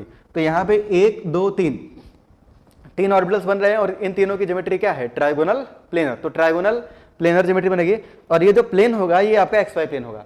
अब ये जो sp2 और sp2, ठीक है ना, sp2 तो सही है। अब इसमें आपका ये जो ऑर्बिटल है, ये वाला, ये जो एक्सिस है, ये z एक्सिस होगी, ठीक है ना। क्यों? क्योंकि ये जो 2pz था वो तो मिक्सिंग में पार्टिसिपेट ही नहीं किया है, तो एक 2pz इस तरह से रह जाएगा और यहाँ भी अपने पास एक 2pz ऑर्बिटल जो है वो इस तरह से अनहाइब्रिडाइज्ड प्योर फॉर्म में प्रेजेंट होगा। अब एक इलेक्ट्रॉन 2pz में है, यहाँ पे हमें दिख रहा है कि एक इलेक्ट्रॉन जो है वो 2pz में प्रेजेंट है, तो यहाँ एक इलेक्ट्रॉन है और यहाँ भी एक इलेक्ट्रॉन है, ठीक है ना, इस तरह से। तो ये इलेक्ट्रॉन आपस में ओवरलैप करके पाई बॉन्ड बना लेंगे, इस तरह से क्या बना लेंगे, पाई बॉन्ड, ठीक। तो यहाँ पे ये जो पाई बॉन्ड है, अब देखो, अब जैसे मैं चैप्टर में आगे बढ़ूंगा तो मैं डायरेक्ट इस चीज को बोलूंगा, ठीक है ना, इसलिए मैंने ये पहले बता दिया आपको यहाँ पे कि ये जो आपका पाई बॉन्ड है हम सीधा बोलेंगे कि ये 2pz और 2pz की ओवरलैपिंग से बना हुआ है और ये जो 2pz है ये प्योर ऑर्बिटल है, क्या है आपका, प्योर, हाइब्रिडाइज्ड नहीं है। अगर मैं पूछूंगा आपसे कि कार्बन कार्बन के बीच में जो सिग्मा बॉन्ड है, ये सिग्मा बॉन्ड कौन सी ओवरलैपिंग से बना है, ठीक ना, एक बॉन्डिंग और स्ट्रक्चर समझ ले, फिर हम लोग डिस्प्लेसमेंट इफेक्ट्स की तरफ बढ़ेंगे, ठीक। तो यहाँ पे ये जो सिग्मा बॉन्ड है ये sp2 और sp2 की ओवरलैपिंग से बना हुआ है, ये बना हुआ है आपका sp2 और sp2 की ओवरलैपिंग से बना हुआ है। ये सिग्मा बॉन्ड किससे बना हुआ है, तो आप क्या बताओगे, आप बोलोगे sp2 और 1s की ओवरलैपिंग से बना हुआ है। ये सिग्मा बॉन्ड किससे बना हुआ है, तो sp2 और 1s की ओवरलैपिंग से बना हुआ है। ये सिग्मा बॉन्ड किससे बना हुआ है, sp2 1s। ये सिग्मा बॉन्ड किससे बना हुआ है, sp2 1s, ठीक। लेकिन अब मैं पूछूं ये पाई बॉन्ड किसके ओवरलैपिंग से बना है, तो 2pz और 2pz। यहाँ तक अगर कोई किसी को दिक्कत हो तो आप लोग जो है उसको पूछ लेना, कोई भी प्रॉब्लम होगी तो उसको यहीं पे क्लियर कर लेंगे, ठीक ना, कोई चीज़ समझ में नहीं आए। हालांकि ये सब बॉन्डिंग की चीज़ें चल रही हैं तो इसमें मुझे नहीं लगता कोई दिक्कत आनी चाहिए, ठीक ना, क्योंकि कार्बन बहुत सिंपल सा एलिमेंट है, इसके पास बेचारे के पास सिर्फ 2s और 2p है, dv तो है ही नहीं, तो हाइब्रिडाइजेशन वगैरह तो काफ़ी सिंपल हो जाता है। तो ये था आपका sp2 हाइब्रिडाइजेशन, ठीक। आगे बढ़ते, अब नेक्स्ट जो हाइब्रिडाइजेशन आने वाला है वो कौन सा है, लास्ट जो बच गया वो कौन सा है आपका sp हाइब्रिडाइजेशन, ठीक है ना। तो फटाफट उसकी भी बात कर लेते हैं, ओवरलैपिंग को देख लेते हैं, फिर आगे बढ़ते हैं। तो नेक्स्ट है आपका sp हाइब्रिडाइजेशन, ठीक है ना, sp हाइब्रिडाइजेशन। तो sp हाइब्रिडाइजेशन की अगर बात करें हम, ठीक, नेक्स्ट है आपका sp हाइब्रिडाइजेशन। तो sp हाइब्रिडाइजेशन की अगर बात करते हैं तो sp में नाम से पता चल रहा है कार्बन का एक s ऑर्बिटल और कार्बन का एक 2p ऑर्बिटल, ठीक ना, एक s और एक 2p ऑर्बिटल आपस में मिक्स होंगे और मिक्स होकर दो नए हाइब्रिड ऑर्बिटल बनाएंगे जिनको हम लोग बोलेंगे sp hybrid orbitals. Hybrid orbitals में एक लोब बड़ा होता है, एक लोब छोटा होता है। Hybrid orbital mainly sigma bond बनाना ही प्रेफर करते हैं, पाई बॉन्ड बनाना ही प्रेफर नहीं करते हैं। एक एक्सेप्शन है बेंजाइन, जो कि अभी फिर इसी चैप्टर में आने वाला है, ठीक है ना, बेंजाइन की भी बात करने वाले हम लोग। तो जो है हाइब्रिड ऑर्बिटल जो है ये मेनली आपके सिग्मा बॉन्ड ही बनाएंगे, तो दो सिग्मा बॉन्ड यहाँ से बन जाएंगे। तो यहाँ पे मैंने इसका लिख रखा है कि sp हाइब्रिडेशन कब होता है, जब एक 2s orbital, when an 2s orbital and any one of the 2p orbitals are mixed to neutralize their energy and form two new equivalent hybrid orbitals. अच्छा एक बात बताओ, इक्विवेलेंट हाइब्रिड ऑर्बिटल का क्या मतलब हुआ, ये 3 बार मैंने लिखा, इक्विवेलेंट हाइब्रिड ऑर्बिटल। तो what do you mean by equivalent hybrid orbital, ये बॉन्डिंग में लिखा था पॉइंट आपको। इक्विवेलेंट हाइब्रिड ऑर्बिटल उनको बोलते हैं, ठीक है ना, what are equivalent hybrid orbitals, ऐसे हाइब्रिड ऑर्बिटल जिनकी एनर्जी सेम है, जिनकी एनर्जी क्या है, सेम है। तो ऐसे हाइब्रिड ऑर्बिटल्स को हम लोग बोलते हैं इक्विवेलेंट हाइब्रिड ऑर्बिटल्स। यहाँ पे क्वेश्चन पूछा है किसी ने, सर CO2 में भी तो sp हाइब्रिडाइज्ड होता है ना। हाँ, तो CO2 भी sp हाइब्रिडाइज्ड है। sp हाइब्रिडाइजेशन कार्बन बहुत जगह मिलेगा आपको, CO2 भी है। अभी फिलहाल हम इथीन का एग्जांपल लेके समझ रहे हैं, ठीक ना, कार्बन ट्रिपल बॉन्ड कार्बन की हम लोग बात करने वाले हैं, ठीक। तो मैं यहाँ पे पूछ रहा था आपसे कि इक्विवेलेंट हाइब्रिड ऑर्बिटल किसको बोलते हैं, तो ऐसे हाइब्रिड ऑर्बिटल जिनकी एनर्जी सेम हो, और एनर्जी कब सेम होगी, जब उनमें परसेंटेज s कैरेक्टर जो है वो सेम हो, ठीक है ना। हम अगर बोलेंगे कि दो हाइब्रिड ऑर्बिटल की एनर्जी सेम है तो एनर्जी तब सेम मानी जाएगी जब एलिमेंट सेम हो, ठीक है, दोनों एटम कार्बन हो और दोनों के जो ऑर्बिटल्स हैं उनमें परसेंटेज s कैरेक्टर भी सेम हो। तो अगर परसेंटेज s कैरेक्टर भी सेम है और एलिमेंट भी सेम है तो उन ऑर्बिटल्स की एनर्जी सेम हो जाएगी और उसको बोलेंगे इक्विवेलेंट हाइब्रिड ऑर्बिटल्स। तो यहाँ पे अपने पास दो इक्विवेलेंट हाइब्रिड ऑर्बिटल बनेंगे जिनकी एनर्जी क्या होगी, सेम होगी, और उनको हम लोग sp हाइब्रिड ऑर्बिटल्स बोलते हैं। तो ये एक आपका क्विक रिवीजन था। तो यहाँ पे हमें दिख रहा है कि कार्बन का ये ग्राउंड स्टेट है, तो ग्राउंड स्टेट में ये 2s2 और ये अपना 2p2, ठीक ना, एक और दो इलेक्ट्रॉन है, एक्साइटेशन हो जाता है। यहाँ पे भी बताया मैंने आपको कि एक इलेक्ट्रॉन एक्साइट कर जाएगा, एक्साइट करके 2s में एक इलेक्ट्रॉन बचा, 2p में एक, दो और 2p में 3 इलेक्ट्रॉन आ गए आपके पास। तो कार्बन के पास टोटल 4 अनपेयर्ड इलेक्ट्रॉन्स हो गए। लेकिन यहाँ पे जो 4 अनपेयर्ड इलेक्ट्रॉन्स हैं ये प्योर ऑर्बिटल्स में है, हाइब्रिडाइज्ड ऑर्बिटल्स में नहीं है। तो नेक्स्ट अब क्या होगा इन चारों में, इन दो में, क्योंकि हाइब्रिडाइजेशन आप क्या बता रहे हो यहाँ पे हमने टॉपिक लिखा है sp, मतलब एक s और एक p, कोई एक p, सपोज करो ये आपका 2px है, ये आपका 2py है और ये आपका 2pz है। तो px, py और pz इन तीनों में से कोई एक मिक्स होगा। तो मान लिया मैंने कि 2px मिक्स हो गया, ठीक, तो एक 2s और एक 2px यहाँ पे मिक्स हो जाएगा। तो यहाँ से दो हाइब्रिड ऑर्बिटल बनेंगे, ठीक ना, इस तरह से बॉक्स से बना रहा हूं मैं, दो हाइब्रिड ऑर्बिटल बनेंगे जिनकी एनर्जी 2p लेवल से कम होगी और 2s लेवल से ज्यादा होगी। इनको बोलेंगे हम लोग sp हाइब्रिड या sp हाइब्रिड ऑर्बिटल भी बोल सकते हैं। अच्छा, और यहाँ पे दो अनहाइब्रिडाइज्ड ऑर्बिटल बच गए, एक का नाम क्या था 2py और एक का नाम क्या था 2pz। फटाफट ज्योमेट्री भी समझ लेते हैं। ज्योमेट्री अगर देखें हम तो देखो ये आपका कार्बन है, ये कार्बन हो गया, ठीक। अब कार्बन जो है तो यहाँ पे कार्बन के पास sp हाइब्रिड ऑर्बिटल्स होंगे और कितने होंगे, दो। और हाइब्रिड ऑर्बिटल का शेप आपको पता है यहाँ पे, ठीक ना, कलर थोड़ा चेंज करना है इसका,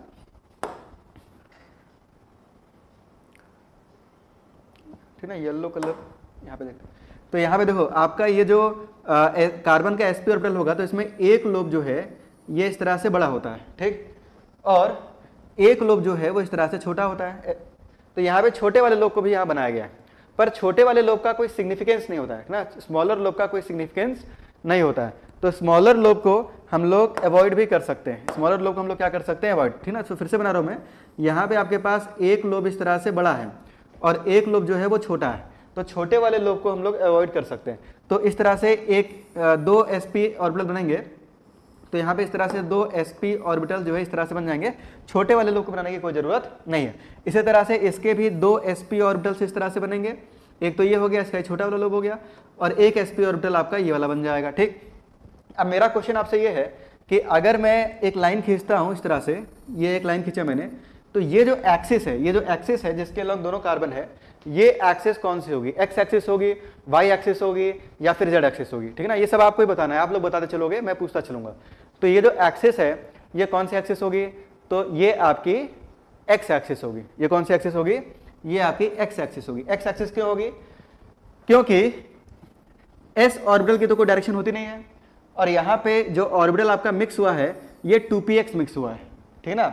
इस कारण से ये जो दो हाइब्रिड ऑर्बिटल बनेंगे कार्बन के, वो एक्स एक्सिस के लॉन्ग होंगे, और इस तरह से इस कार्बन के भी, ये भी तो sp हाइब्रिडाइज्ड ना, दोनों का हाइब्रिडेशन क्या है sp। तो यहाँ भी ये जो दो हाइब्रिड ऑर्बिटल बनेंगे ये एक्स एक्सिस के लॉन्ग होंगे, तो ओवरलैपिंग एक्स एक्सिस के लॉन्ग होगी, तो मॉलिक्यूल जो है, हाँ ठीक है, पुतुल चटर्जी, ठीक ना, सही आंसर दिया, एक्स एक्सिस, ठीक। छोटा वाला लोब किसने लिखा था अभी कुछ, वो थोड़ा ऊपर चला गया कमेंट सेक्शन में, चेयर सेक्शन में। छोटा वाला लोब जो है वो काफी स्मॉलर है, उसमें इलेक्ट्रॉन डेंसिटी भी काफी कम है, और इस कारण से वो एक तरह से यूजलेस है, उसका कोई सिग्निफिकेंट, कोई काम का नहीं है वो, ठीक ना। काम का कब आपको मिलेगा, जब हम लोग रिएक्शन समझेंगे, और रिएक्शन में जब अटैक होते हैं, ठीक ना, क्योंकि पूछा है तो मैं थोड़ा सा यहाँ पे बताना चाहूंगा, जिन्होंने पूछ लिया है क्या पता, ठीक ना। तो आगे का अगर पढ़ा है आपने, तो जैसे मान लो CCl है, यहाँ पे बाकी कुछ अलग दूसरे बॉन्ड्स है इस तरह से, ठीक ना, दूसरे कुछ बॉन्ड्स हैं। तो होता क्या है, जब कोई न्यूक्लियोफाइल है आपका, वो जब इस कार्बन पे डेल प्लस होगा, इस पे डेल माइनस होगा, जब ये अटैक करता है, ठीक, तो यहाँ पे इस कार्बन पे ये बड़ा वाला लोब है, सॉरी ये जो लोब है आपका ये बड़ा वाला है, और ये छोटा वाला लोब है, तो ये स्मॉलर लोब पे अटैक करके इसको हटाता है, ठीक है ना। एंटी बॉन्डिंग ऑर्बिटल का भी शेप कुछ इसी तरह से होता है, तो बेसिकली वो अटैक एंटी बॉन्डिंग पे ही होता है। खैर, तो आगे बढ़ते हैं। तो यहाँ पे मैं आपको बता रहा था कि ये जो एक्सिस होगी ये एक्स एक्सिस होगी, लोगों ने सही आंसर दिया, लीनियर शेप होगा, इसमें कोई दिक्कत नहीं है। अब मैं अनहाइब्रिड की बात करूं, ये तो हो गया sp हाइब्रिड। अनहाइब्रिड में एक 2py है और दूसरा अपने पास क्या है 2pz है। तो यहाँ पे ये वाली जो एक्सिस होगी, इसको मान लिया y एक्सिस, तो ये एक्सिस अपनी कौन सी हो जाएगी, z एक्सिस। इसी तरह से ये वाली जो एक्सिस है आपकी वाई एक्सिस हो गई और ये वाली जो एक्सिस है आपकी जेड एक्सिस हो जाएगी। ठीक, तो ये जो पी वाई है, ठीक ना, ये जो पी वाई और पी वाई है ये आपस में ओवरलैप करके एक पाई बॉन्ड बना लेगा। और इसी तरह से दूसरे मार्कर से बनाते हैं इसको, तो यहां पे अपने पास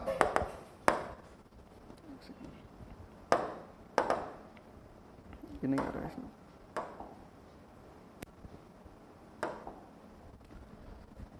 इसी तरह से आपका ये जो पीजेड है, ठीक ना, पीजेड, तो इसका कलर चेंज करें। यहाँ पे ये जो पीजेड और पीजेड है, ठीक ना, पीजेड और पीजेड, इसका जो पीजेड है ये आपस में ओवरलैप करके एक पाई बॉन्ड को इस तरह से फॉर्म कर लेंगे। तो ओवरऑल अगर देखें हम यहाँ पे, नेक्स्ट स्लाइड कैसे आएगा,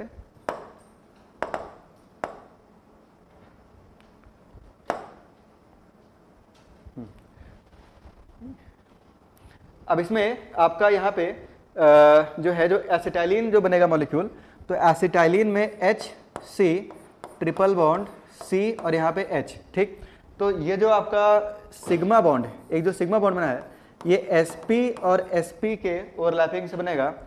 एक पाई बॉन्ड जो है ये 2py से बनेगा और एक पाई बॉन्ड जो है ये आपका 2pz और 2pz से बनेगा। यहाँ जो ओवरलैपिंग हो रही है ये sp और 1s की ओवरलैपिंग से हो रही है।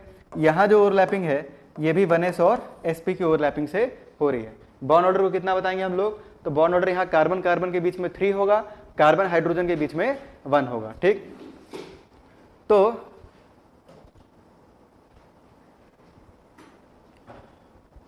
ओके, ठीक ना, तो आगे बढ़ते हैं। तो ये था आपका sp हाइब्रिडाइजेशन। अब नेक्स्ट है इसमें, नेक्स्ट आगे बढ़ते हैं। तो हमने 3 तरह के हाइब्रिडेशन समझे, मैं इसको क्विकली समराइज कर रहा हूँ। कार्बन 3 तरह के हाइब्रिडेशन शो करेगा, sp, sp2 और sp3, ठीक है, 3 तरह के हाइब्रिडेशन ये शो करेगा। तो कार्बन देखो, अब थोड़ा शॉर्ट में समझेंगे, जिनको आता है वेरी गुड, जिनको नहीं आता है वो इस चीज़ को समझ ले। कार्बन अगर 4 सिग्मा बॉन्ड बनाएगा तो हम डायरेक्ट बोलेंगे कार्बन का हाइब्रिडाइजेशन जो है वो sp3 है।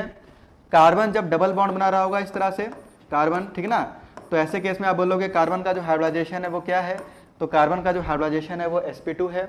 और अगर यहाँ पे कार्बन जो है वो ट्रिपल बॉन्ड बना रहा है, कार्बन क्या बना रहा है आपका ट्रिपल बॉन्ड, तो ऐसे केस में कार्बन का हाइब्रिडाइजेशन आप क्या बोलोगे, कार्बन का हाइब्रिडाइजेशन आप sp बोलोगे। ठीक, ये थोड़ा सा हम लोग डायरेक्टली इस चीज़ को हम लोग यूज़ करेंगे।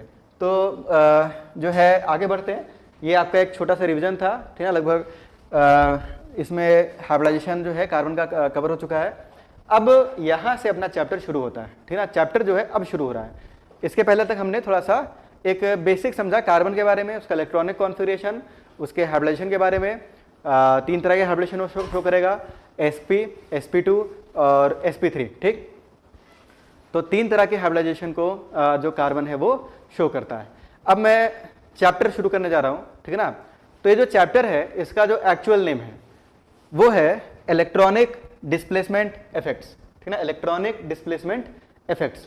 ऐसा नाम क्यों रखा गया है इसका, ऐसा नाम इसका इसलिए रखा गया है क्योंकि इस चैप्टर में बेसिकली हम लोग देखने क्या वाले हैं कि जो कार्बन की चेन है, यहाँ पे अपने पास कार्बन की एक चेन होगी।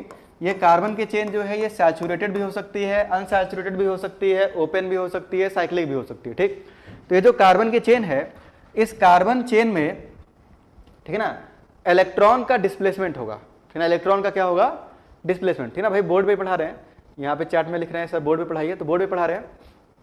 कुछ चार्ट्स या कुछ अगर डायग्राम है तो उसको हम लोग यहाँ पे इस बोर्ड पे देख रहे हैं। वैसे मेनली कोशिश करेंगे कि आप लोगों को हर चीज़ समझ में आए, ठीक ना। तो अगर कोई डाउट हो तो उसको पूछें तो आपको ज़्यादा सही रहेगा, ठीक ना। तो ये जो चैप्टर है आपका इलेक्ट्रॉनिक डिस्प्लेसमेंट इफेक्ट, ठीक। तो इलेक्ट्रॉनिक डिस्प्लेसमेंट इफेक्ट में हम लोग ये देखने वाले हैं कि ये जो कार्बन चेन होगी, ठीक ना, कार्बन चेन मैंने बताया आपको, ये सैचुरेटेड हो सकता है, अनसैचुरेटेड हो सकता है, ठीक ना, ओपन हो सकता है, साइक्लिक भी हो सकता है, एरोमेटिक हो सकता है, एलिफैटिक भी हो सकता है, ठीक ना। तो ये जो कार्बन चेन है इसमें इलेक्ट्रॉन का डिस्प्लेसमेंट होगा, ठीक ना। इस कार्बन चेन में, ये जो कार्बन चेन है, इस कार्बन चेन में इलेक्ट्रॉन का क्या होगा, डिस्प्लेसमेंट। पूरे चैप्टर में यही होगा, ठीक ना, इलेक्ट्रॉन का डिस्प्लेसमेंट होगा, ठीक। और इलेक्ट्रॉन का डिस्प्लेसमेंट होगा तो देखो यहाँ पे दो तरह के बॉन्ड है, सिग्मा बॉन्ड है और पाई बॉन्ड है, ठीक ना। दो तरह के बॉन्ड है, कौन कौन से, सिग्मा और पाई। तो डिस्प्लेसमेंट जो है वो सिग्मा बॉन्ड में भी हो सकता है, पाई बॉन्ड में भी हो सकता है, ठीक ना। पाई और पाई के इंटरेक्शन से डिस्प्लेसमेंट हो सकता है, सिग्मा और सिग्मा के इंटरेक्शन से डिस्प्लेसमेंट हो सकता है, या सिग्मा और पाई के डिस्प्लेसमेंट इंटरेक्शन से डिस्प्लेसमेंट हो सकता है, ठीक ना। तो सिग्मा में डिस्प्लेसमेंट या फिर पाई में डिस्प्लेसमेंट, जिसको रेजोनेंस बोलते हैं, ठीक ना। जिन्होंने पढ़ा होगा उनको समझ में आ रहा होगा, रेजोनेंस बोलते हैं, ठीक ना। पाई में जब इलेक्ट्रॉन क्लाउड का डिस्प्लेसमेंट होता है, और सिग्मा पाई दोनों में भी पॉसिबल है, जिसको हाइपर कॉन्जुगेशन बोलते हैं। तो इस पूरे चैप्टर में इलेक्ट्रॉन का जो है डिस्प्लेसमेंट होगा, और इलेक्ट्रॉन के डिस्प्लेसमेंट के कारण कुछ इफेक्ट्स जो है यहाँ पे हमें देखने को मिलेंगे, उन इफेक्ट्स को हमें यहाँ पे स्टडी करना है, ठीक ना। और इन इफेक्ट्स के कारण बहुत सारी प्रॉपर्टीज जो है वो चेंज हो जाती है, जैसे कि डायपोल मोमेंट में इफेक्ट पड़ जाता है, स्टेबिलिटी पे इफेक्ट पड़ जाता है, रिएक्शन के मैकेनिज्म पे इफेक्ट पड़ जाता है। इसके अलावा कंपाउंड्स के एसिडिक नेचर पे इफेक्ट पड़ता है, कंपाउंड्स के बेसिक नेचर पे इफेक्ट पड़ता है। तो ये जो कार्बन चेन होती है, इसमें इलेक्ट्रॉन का कुछ डिस्प्लेसमेंट होता है किसी दूसरे ग्रुप्स के द्वारा, और उस इफेक्ट से बहुत सारी प्रॉपर्टीज चेंज हो जाती हैं। तो इस चैप्टर में हमें जो पढ़ना है, ठीक ना, तो वो आपको पढ़ना है इलेक्ट्रॉनिक डिस्प्लेसमेंट इफेक्ट, ठीक। इलेक्ट्रॉन का डिस्प्लेसमेंट होगा, उसके कारण कुछ इफेक्ट्स क्रिएट होंगे, उन इफेक्ट्स को हमें यहाँ पे स्टडी करना है। तो देखो, एक अगर मैप बनाए, ठीक, तो एक अगर हम यहाँ पे मैप बनाए तो देखो इलेक्ट्रॉनिक डिस्प्लेसमेंट इफेक्ट्स, ठीक है। तो एक मैप बना रहे हैं, तो ये दो टाइप के होते हैं। इलेक्ट्रॉनिक डिस्प्लेसमेंट इफेक्ट कितने टाइप के होते हैं? दो। एक है आपके परमानेंट इफेक्ट, एक क्या है आपके परमानेंट इफेक्ट, और दूसरे है आपके टेम्परेरी इफेक्ट, ठीक है ना। तो एक है आपका परमानेंट इफेक्ट और दूसरा इफेक्ट कौन सा है आपका? Temporary effect. परमानेंट इफेक्ट मतलब, ठीक ना, कि यहां पे जो इफेक्ट होगा वो परमानेंट होगा, जब तक के उस कंपाउंड को डिस्ट्रॉय न किया जाए, उसमें से ग्रुप को तोड़ के हटा ना दिया जाए, ठीक ना। कोई ग्रुप अगर उससे अटैच्ड है कार्बन चेन से, उसको जब तक के हटा ना दे, ठीक है, तब तक के वो इफेक्ट उसमें रहने वाला है। नाम से पता चल रहा है परमानेंट, ठीक ना, मतलब कि वो इफेक्ट उसमें रहेगा, परमानेंट इफेक्ट है। और दूसरे टाइप का जो इफेक्ट होगा ये आपका होगा टेम्परेरी इफेक्ट। टेम्परेरी इफेक्ट मतलब कि किसी रिएजेंट के इन्फ्लुएंस में आपको इफेक्ट मिलेगा या इलेक्ट्रॉन का डिस्प्लेसमेंट आपको मिलेगा, लेकिन जब वो रिएजेंट वहां से चला जाएगा तो इफेक्ट गायब हो जाएगा, ठीक है ना। तो उसको बोलेंगे टेम्परेरी। नाम से पता चल रहा है परमानेंट और टेम्परेरी। जैसे जैसे आगे बढ़ेंगे तो आपको समझ में आएगा कि परमानेंट क्यों है, ये टेम्परेरी क्यों है, ठीक। टेम्परेरी का मतलब ये हुआ, थोड़ा सा क्लियर नहीं दिख रहा, लोग कह रहे जूम करने को कह रहे, जूम। हाँ नहीं, ये बोर्ड को, ये इसको, तो यहाँ पे आपका इस पेन हटाना पड़ेगा। देखो, इसको थोड़ा सा जूम कर रहे हैं। अच्छा, ये तो प्रीवियस स्लाइड आ गया।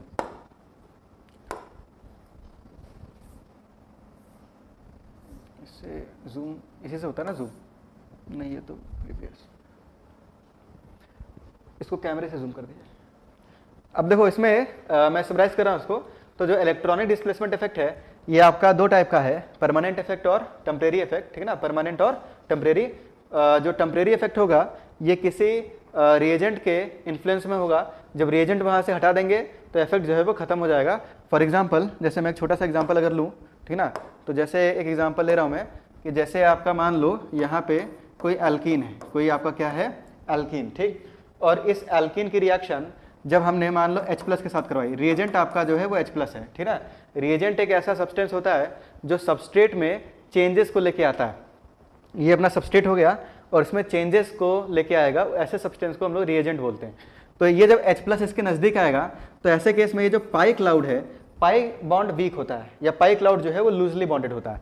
तो इस पे क्योंकि प्लस चार्ज है तो इसके पाई क्लाउड को ये अपनी तरफ अट्रैक्ट करेगा, और जब ये अपनी तरफ अट्रैक्ट करेगा तो ऐसे केस में यहाँ पे अपने पास C, ठीक ना, और इस पे जो है प्लस चार्ज आ जाएगा, इस पे चार्ज कैसा आ जाएगा? माइनस, क्योंकि भाई ये जो H+ है, ये H+ इसके पाई क्लाउड को अपनी तरफ क्या करेगा? खींच लेगा। तो इस पे प्लस चार्ज आएगा, इस पे चार्ज क्या आएगा? माइनस। तो यहाँ पे एक डाइपोल मोमेंट क्रिएट हो गया प्लस से माइनस की तरफ, ठीक ना, एक इफेक्ट आ गया। पहले इसका डाइपोल मोमेंट क्या था? पहले इस एल्कीन का डाइपोल मोमेंट था 0, लेकिन जब H+ इस कंपाउंड के नजदीक आया तो इसने इस H+ ने इलेक्ट्रॉन डेंसिटी को अपनी तरफ अट्रैक्ट किया, और जब इलेक्ट्रॉन डेंसिटी को अपनी तरफ अट्रैक्ट किया तो इस पे चार्ज आ गया पॉजिटिव और इस पे चार्ज कैसा आ गया? नेगेटिव, ठीक ना। तो यहाँ पे हमें दिख रहा है कि एक डायपोल मोमेंट जो है वो यहाँ पे इफेक्ट जो है वो अपना क्या है, एक डायपोल मोमेंट यहाँ पे जो है वो जनरेट हो गया by the influence of reagent. अब अगर ये H प्लस यहाँ से दूर चला जाए, इससे रिएक्शन ना करे और H प्लस यहाँ से दूर चला जाए, तो वापस से ये जो प्लस माइनस आपस में बॉन्ड बना लेंगे और वापस से आपको एल्किन मिल जाएगा। और उसके बाद नेट डायपोल मोमेंट म्यूनेट यहाँ पे अगेन क्या हो जाएगा आपका zero, net dipole moment again जो है वो जीरो हो जाएगा, यानी कि जो इफेक्ट था वो खत्म हो गया। तो ये जो इफेक्ट था आपका ये एक टेम्परेरी इफेक्ट है। क्या था आपका, एक टेम्परेरी इफेक्ट। तो जो टेम्परेरी इफेक्ट है, ये जो टेम्परेरी इफेक्ट है आपका, ये सिर्फ किसी रिएजेंट के इन्फ्लुएंस में ही होता है, ठीक है। किसके इन्फ्लुएंस में होगा, सिर्फ रिएजेंट के। अब देखो ये जो परमानेंट इफेक्ट है ये अगेन कई टाइप के हैं, ठीक है। इन सबको एक एक करके हम स्टडी करेंगे। थोड़ा सा कैमरे को इस साइड कीजिएगा, जूम को जूम आउट कर दिए। तो यहाँ पे आपका ये जो परमानेंट इफेक्ट है, तो परमानेंट इफेक्ट जो है ये कितने टाइप के हैं, तो आपका पहला है इंडक्टिव इफेक्ट, ठीक ना। फर्स्ट आपका इफेक्ट कौन सा है, इंडक्टिव इफेक्ट। दूसरा जो इफेक्ट है आपका ये मेसोमेरिक इफेक्ट है। परमानेंट इफेक्ट भी बहुत सारे टाइप के हैं, मैं यहाँ पे रीड कर दे रहा हूँ, ये लिखा क्या है, ये आपका है इंडक्टिव इफेक्ट। ये क्या है आपका, इंडक्टिव इफेक्ट। दूसरा है आपका मेसोमेरिक इफेक्ट। मेसोमेरिक इफेक्ट को और इसको रेजोनेंस इफेक्ट भी बोलते हैं, इसका एक और नाम है रेजोनेंस इफेक्ट, तो इसको रेजोनेंस इफेक्ट भी बोलते हैं। तीसरा है हाइपर कॉन्जुगेटिव इफेक्ट। चौथा स्टेरिक इफेक्ट।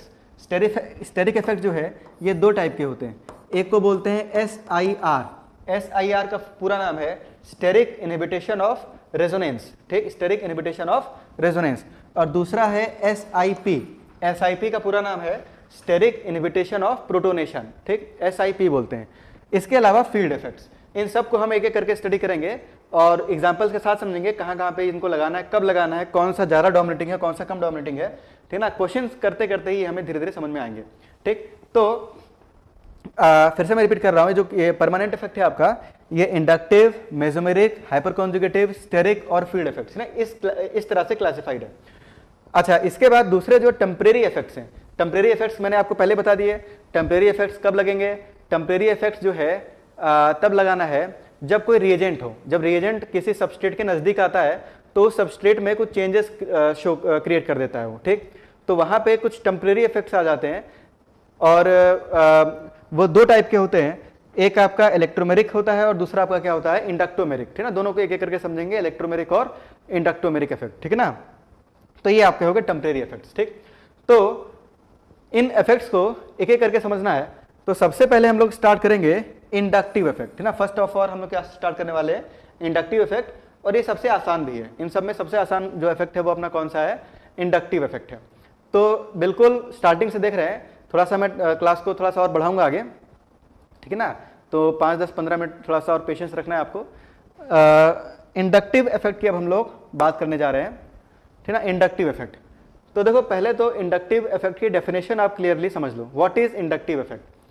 तो inductive effect is permanent polarization, ठीक है, यहाँ मैंने डेफिनेशन लिखा हुआ है, व्हाट इज इंडक्टिव इफेक्ट। तो permanent polarization caused by displacement of sigma electrons, displacement of sigma electrons, permanent polarization caused by displacement of sigma electrons, ठीक है ना। सिग्मा इलेक्ट्रॉन्स का डिस्प्लेसमेंट यहाँ पे होगा along the carbon chain by any atom और group, किसी atom या ग्रुप के द्वारा, ठीक, due to electronegativity difference is called as inductive effect.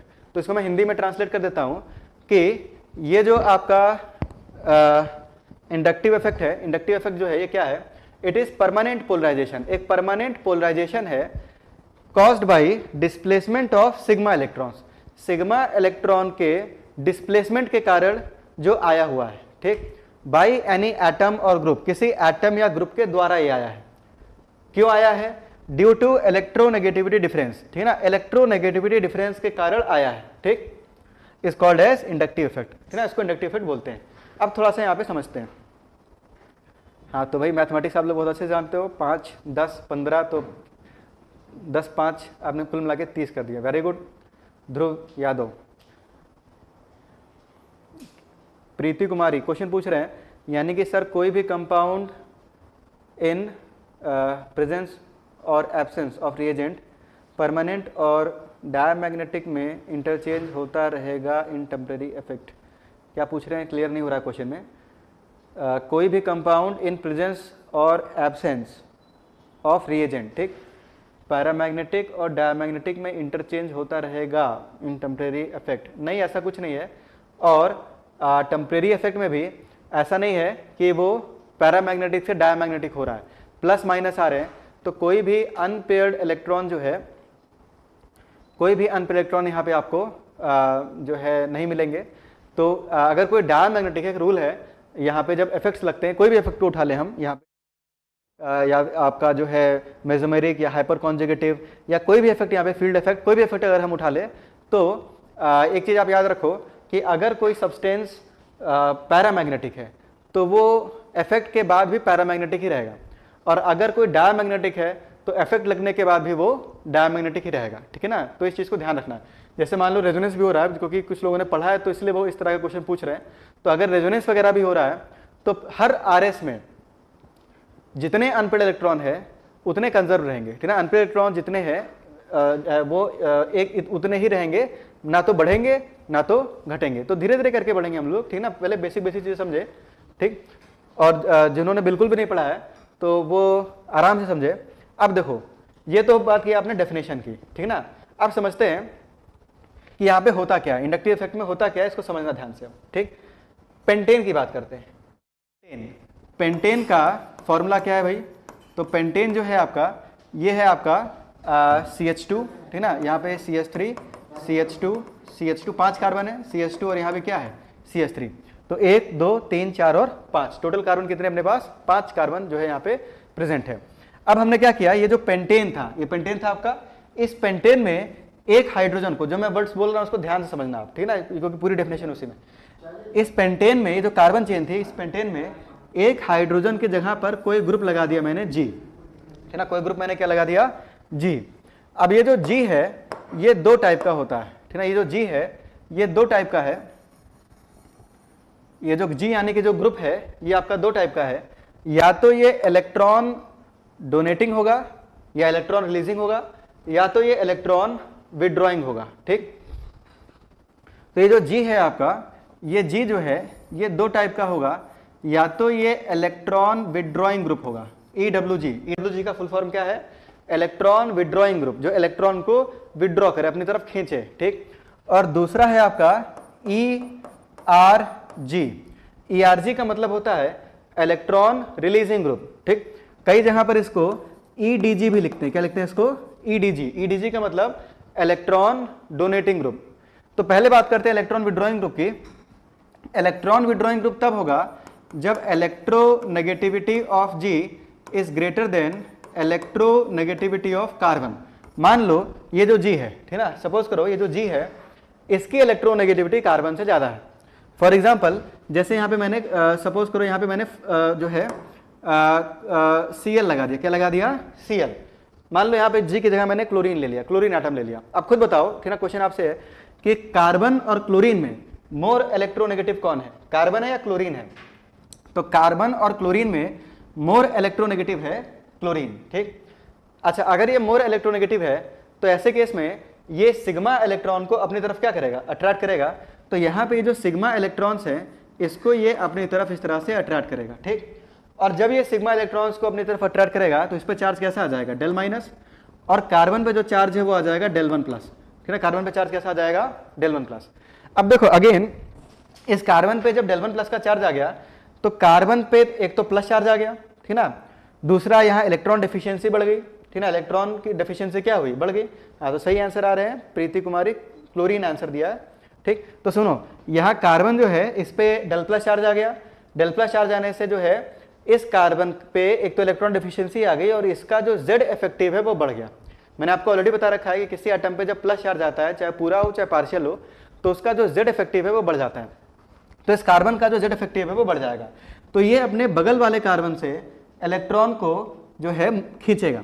तो ये कार्बन क्या करेगा? इस पर डेल 1 प्लस चार्ज आ गया है तो ये अपने बगल वाले कार्बन से, ठीक है ना, बगल वाले कार्बन से इलेक्ट्रॉन को खींचेगा तो इस पे डेल 2 प्लस चार्ज आ जाएगा, ठीक है ना। अब इस पे क्योंकि डेल 2 प्लस चार्ज आ गया तो ये अपने बगल वाले से कार्बन से खींचेगा, जो इलेक्ट्रॉन से उसको खींचेगा। तो इलेक्ट्रॉन को जब ये खींचेगा तो इस पे चार्ज कैसा आ जाएगा? इस पे चार्ज डेल 3 प्लस आ जाएगा। अच्छा, जब इस पे डेल 3 प्लस आएगा तो ये अपने बगल वाले से खींचेगा तो इस पे चार्ज डेल 4 प्लस आ जाएगा। और सिमिलरली जो है इस पे चार्ज जो है वो डेल 5 प्लस आ जाएगा और आगे होता तो एंड सो ऑन, ठीक। अब यहाँ पे एक चीज समझें, ये बताओ कि क्लोरीन जो है ये तो इलेक्ट्रोनेगेटिव एटम है ही, ये तो इलेक्ट्रॉन खींचेगा, तो कार्बन जो था, ये वाला कार्बन जो था, इस पे del1+ चार्ज आया, तो इस कार्बन का मैंने बताया कि Z इफेक्टिव बढ़ेगा, और Z इफेक्टिव बढ़ने से इलेक्ट्रोनेगेटिविटी स्लाइटली बढ़ जाएगी। तो इस कार्बन की जो इलेक्ट्रोनेगेटिविटी है ये थोड़ी सी इंक्रीज कर जाएगी, ठीक। लेकिन अब ये बताओ क्या ये इंक्रीज करके, मेरा क्वेश्चन है, ध्यान से समझना और क्वेश्चन को जरूर रिप्लाई करना, ठीक। ये बताओ, फिर से मैं रिपीट कर रहा हूं कि क्लोरीन एक इलेक्ट्रोनेगेटिव एटम था, क्लोरीन ने कार्बन से इलेक्ट्रॉन को खींचा, ठीक, कार्बन से इलेक्ट्रॉन को खींचा, तो कार्बन पे चार्ज कितना आया, del1+ चार्ज आया, ठीक है ना। तो कार्बन पे जब del1+ चार्ज आया तो del+ चार्ज आने से इसका Z इफेक्टिव बढ़ गया, और Z इफेक्टिव बढ़ने से इसकी इलेक्ट्रोनेगेटिविटी भी थोड़ी सी बढ़ जाएगी। लेकिन क्या कार्बन की इलेक्ट्रोनेगेटिविटी बढ़ के क्लोरीन के बराबर हो जाएगी, यस या नो, ये बताना है आपको। भाई इस पर del1+ चार्ज आएगा तो इसकी इलेक्ट्रोनेगेटिविटी बढ़ जाएगी, लेकिन क्या इसकी इलेक्ट्रोनेगेटिविटी बढ़ के क्या क्लोरीन के बराबर हो जाएगी, नहीं होगी ना, उतनी भी नहीं बढ़ जाएगी कि भाई ये इन दोनों का बराबर हो जाए, ऐसा नहीं होगा, ठीक। तो ये बताओ कि हाँ इस कार्बन की इलेक्ट्रोनेगेटिविटी बढ़ जाएगी, ठीक, लेकिन क्लोरीन से फिर भी कम ही रहेगी, ठीक ना, क्लोरीन से फिर भी कम ही रहेगी। तो ये जो क्लोरीन है, ये क्लोरीन जितना इस कार्बन से खींच रहा था, ये कार्बन अपने बगल वाले कार्बन से उतना ही इलेक्ट्रॉन खींचेगा या उससे कम खींचेगा, तो उससे कम खींचेगा, ठीक है ना। तो इस कारण से मैं बोल सकता हूं कि del1+ और del2+ में del1+ जो है वो ज्यादा होगा, ठीक ना, ये मैं प्रूफ करना चाह रहा था। तो आप लोगों ने बोला है नो, ठीक ना, सही आंसर दे रहे हैं सारे नो, ठीक, कि क्लोरीन ये कार्बन, इस कार्बन की, फर्स्ट कार्बन की जो इलेक्ट्रोनेगेटिविटी है वो इंक्रीज करेगी, पर इंक्रीज करके क्लोरीन के बराबर नहीं होगी, ठीक है ना, ये नहीं कि भाई क्लोरीन के बराबर होगी, क्लोरीन से तो कम ही रहेगी। तो मेरे कहने का मतलब ये था, जो मैं समझाना चाह रहा था आपको, कि ये जो क्लोरीन है ये जितना del+ इस पे, ठीक है ना, क्रिएट कर रहा है, ये कार्बन उससे कम del+ बगल वाले कार्बन पे क्रिएट करेगा, फिर ये कार्बन उससे कम del+ यहां क्रिएट करेगा, ये कार्बन उससे कम del+ यहां क्रिएट करेगा, तो del+ का जो मैग्नीट्यूड है वो घटता चला जाएगा, ठीक। तो del1+ से कम del2+ होगा। इसमें कोई डाउट होगा तो पूछ लेना भाई, ठीक है ना, ये नहीं कि भाई सब पे प्लस चार्ज लेके सब बराबर, ऐसा नहीं, ठीक। del1+ से कम del2+, del2+ से कम del3+, del3+ से कम del4+ and so on, dot dot dot, ठीक। पहला पॉइंट तो ये हो गया, ठीक है ना। यहां तक अगर कोई डाउट हो तो पूछ लेना भाई। आयुष राज, तो ये तो ना, ठीक है ना, नो सर, नो, ठीक है, वेरी गुड, ठीक, आप लोग सही समझ रहे हैं, इसका मतलब समझ में आ रहा, तो इसमें मेरे ख्याल से कोई दिक्कत नहीं होना चाहिए। अच्छा, इसके बाद नेक्स्ट मैं आपको एक फैक्ट बताने जा रहा हूं कि होता क्या है कि देखो, ये हो गया फर्स्ट कार्बन, ये हो गया सेकंड कार्बन, और ये हो गया थर्ड कार्बन, ठीक। 3 कार्बन के बाद चौथे कार्बन पे ये जो del+ होता है ये इतना कम हो जाता है कि इसको निगलेक्ट कर सकते हैं, ठीक है। del+ होता है, कोई बोलेगा कि del+ होता है कि नहीं होता है, तो हम बोलेंगे हाँ del+ होता है, ठीक। लेकिन ये जो del+ है, इस del+ का मैग्नीट्यूड इतना कम हो जाता है कि इफेक्ट जो आता है वो नेग्लिजिबल हो जाता है। अब बोलोगे आप मेरे से कि सर इससे इंडक्टिव इफेक्ट का क्या लेना देना है, या इंडक्टिव इफेक्ट यहाँ पे कहाँ से नाम आ गया, ठीक। तो देखो अब इंडक्टिव इफेक्ट की तरफ बढ़ते हैं। यहाँ से आपने समझा कि ये जो क्लोरीन है, क्लोरीन के कारण इस पर del+ चार्ज आ जाएगा, ठीक। अब देखो था क्या कि जब ये पेंटेन हुआ करता था, पहले कभी ये पेंटेन हुआ करता था, तो पेंटेन जब था तो यहाँ कोई ग्रुप नहीं लगा था, यहाँ पे H लगा था, यहाँ क्या लगा हुआ था, H, यहाँ पे हाइड्रोजन था, ठीक। लेकिन हमने क्या किया कि इस हाइड्रोजन को यहां से हटाया, ठीक है, इस हाइड्रोजन को हटाया और इसकी जगह पर कोई ग्रुप लगा दिया G, और ग्रुप में भी लगा दिया क्लोरीन। क्या लगा दिया आपने, क्लोरीन। तो क्लोरीन ने क्या किया, इस ग्रुप ने क्या किया, जो ग्रुप है इसने क्या किया, इसने इस कार्बन चेन में, ये जो कार्बन चेन है, ठीक है ना, इसको दूसरे मार्कर से लिखते हैं,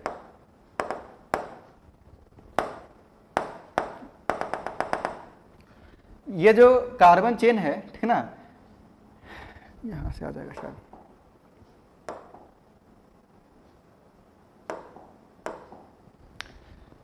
इस कार्बन चेन में, ठीक, ये जो कार्बन चेन है इसमें प्लस चार्ज इसने इंड्यूस कर दिया, ठीक। फिर से मैं रिपीट कर दे रहा हूं, ठीक ना, फिर से समझ लो आप कि जब ये आपका पेंटेन था, किसी ने क्वेश्चन पूछा है पॉजिटिव चार्ज आने से इलेक्ट्रोनेगेटिविटी कैसे हो गया सर। तो देखो ऐसा है कि पीरियोडिक टेबल में हमने इलेक्ट्रोनेगेटिविटी को डिटेल में डिस्कस किया था, तो वहां पे आपको जाके रिवाइज करना है। इलेक्ट्रोनेगेटिविटी 5 फैक्टर पे डिपेंड करता है। कितने फैक्टर पे डिपेंड करता है, 5। उसमें सबसे पहला जो फैक्टर था वो था जेड इफेक्टिव। आपको याद होगा जो सबसे पहला फैक्टर था वो क्या था आपका, जेड इफेक्टिव था, ठीक। तो फर्स्ट फैक्टर जो था उसमें वो था आपका इफेक्टिव न्यूक्लियर चार्ज। इसके अलावा दूसरे फैक्टर थे जैसे shell number, shielding constant, oxidation state, hybridisation.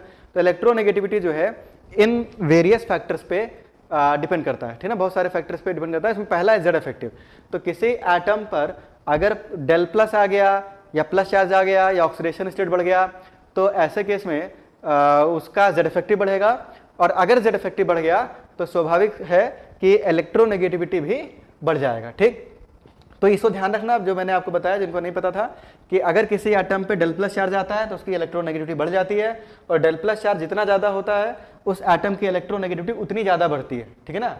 इसके अलावा क्या पूछा है, हाँ ठीक है सर, क्या कार्बन हाइड्रोजन से इलेक्ट्रोनेगेटिव नहीं खींचेगा क्योंकि कार्बन इज मोर इलेक्ट्रोनेगेटिव। अब यहाँ पे गौरव सिन्हा, इनका डाउट बहुत अच्छा है तो उसको भी मैं क्लियर कर दूँ, ठीक है ना। देखो ये सिर्फ गौरव सिन्हा के लिए है, बाकी लोग इसको अभी नहीं समझेंगे। क्यों? क्योंकि आप लोग कंफ्यूज हो सकते हो। गौरव ने इस पॉइंट को नोटिस किया है तो सिर्फ उनको समझा रहा हूं मैं कि यहाँ पे देखो, जब यहाँ पे हाइड्रोजन था, यहाँ पे आप कह रहे हो ना हाइड्रोजन था, तो भाई गौरव कह रहा है कि हाइड्रोजन से ज़्यादा इलेक्ट्रोनेगेटिव कार्बन है, तो कार्बन जो है यहाँ पे इलेक्ट्रॉन को जो है इसे खींच रहा होगा, ठीक है ना। तो एक तरह से हाइड्रोजन भी दे रहा है, लेकिन उसी तरह का हाइड्रोजन यहाँ भी बैठा हुआ है, ठीक है ना। यहाँ भी सेम, वहाँ भी एच है तो उसके बराबर पावर का हाइड्रोजन यहाँ भी है, तो यहाँ से भी इलेक्ट्रॉन इसको दे रहा है। तो जितना ये इसको दिया उतना ही ये इसको दिया, तो कोई नेट पोलैरिटी आई क्या कार्बन चेन में? कार्बन चेन में कोई नेट पोलैरिटी नहीं आई। समझ में आया चीज़, ठीक है ना। भाई अगर यहाँ हाइड्रोजन है, यहाँ भी हाइड्रोजन है, तो जितना ये इलेक्ट्रॉन दे रहा है उतना ये भी दे रहा है, ठीक है ना। कार्बन जितना यहाँ से खींच रहा है उतना यहाँ से भी खींच रहा है, तो इस कारण से कार्बन चेन में कोई नेट पोलैरिटी नहीं मिलेगी, ठीक है ना। पुटुल चटर्जी ने बोला है गौरव को कि हाइपर कॉन्जुगेशन हो जाएगा, तो हाइपर कॉन्जुगेशन नहीं होगा, वहां कॉन्जुगेटेड सिस्टम चाहिए, इसको रेक्टिफाई करें, ठीक है ना। अब देखो, अब मैं वापस से टॉपिक पे आ रहा हूं। तो देखो आपका जब यहां पे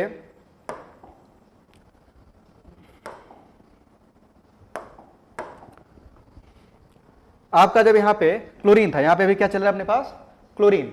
तो जब यहां पे क्लोरीन लगाया आपने हाइड्रोजन की जगह पर, तो क्लोरीन जो है वो हाइड्रोजन से ज्यादा इलेक्ट्रोनेगेटिव है। क्लोरीन जो है वो H से क्या है, ज्यादा इलेक्ट्रोनेगेटिव है।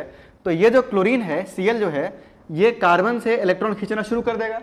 तो ये जो कार्बन चेन है, ठीक ना, इस कार्बन चेन में पहले कोई पोलैरिटी नहीं थी, ठीक ना। ये बताओ कि जो पेंटेन है C ये पोलर है या नॉन पोलर? नहीं, क्वेश्चन मैं आपसे पूछना चाहूंगा, पेंटेन पोलर और नॉन पोलर। तो यहाँ सारे कार्बन एटम दिख रहे हैं, सबका हाइड्रोजन सेम है, सबके इलेक्ट्रोनेगेटिविटी सेम है, तो कोई नेट डायपोल मोमेंट हमें नहीं मिलेगा। तो नो डायपोल मोमेंट, म्यूनेट जो है यहाँ पे जीरो है, म्यूनेट क्या है आपका, जीरो, तो डायपोल मोमेंट जो है वो जीरो है, ठीक। इफेक्ट को ध्यान से समझेंगे, रटना नहीं है, ठीक है, कि यहाँ प्लस आई लगा दे माइनस आई लगा दे, समझना है चीज़ों को कि हो क्या रहा। तो यहाँ पे जब आप Cl लगाएंगे, तो Cl जब लगाएंगे तो ये जो क्लोरीन है ये इस कार्बन चेन से इलेक्ट्रॉन को खींच रहा है।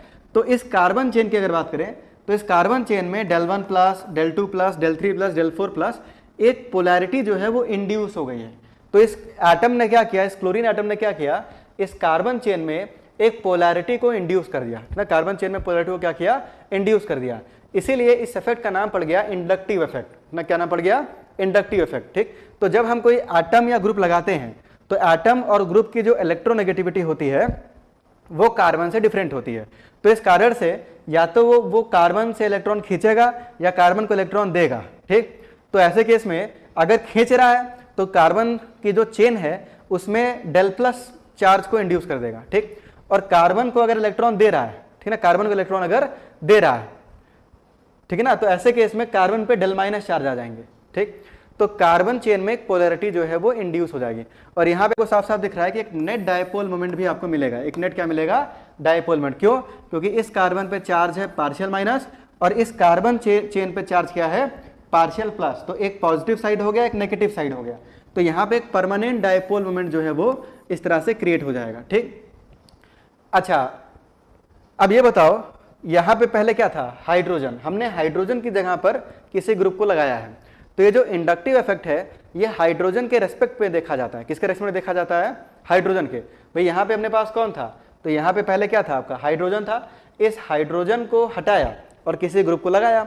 अब ग्रुप अगर कार्बन से मोर इलेक्ट्रोनेगेटिव है तो इलेक्ट्रॉन खींच लेगा, कार्बन पे प्लस चार्ज इंड्यूस हो जाएगा, ठीक। ग्रुप अगर हाइड्रोजन से लेस इलेक्ट्रोनेगेटिव है तो कार्बन को वो इलेक्ट्रॉन दे देगा और इस पर माइनस चार्ज जो है वो क्रिएट हो जाएगा। तो ऐसे केस में हम बोलेंगे कि कार्बन चेन में एक पोलैरिटी इंड्यूस हो गई है और इसीलिए इस इफेक्ट का क्या नाम रखा गया है, इंडक्टिव इफेक्ट, ठीक। इंडक्टिव इफेक्ट इसका नाम रखा गया है।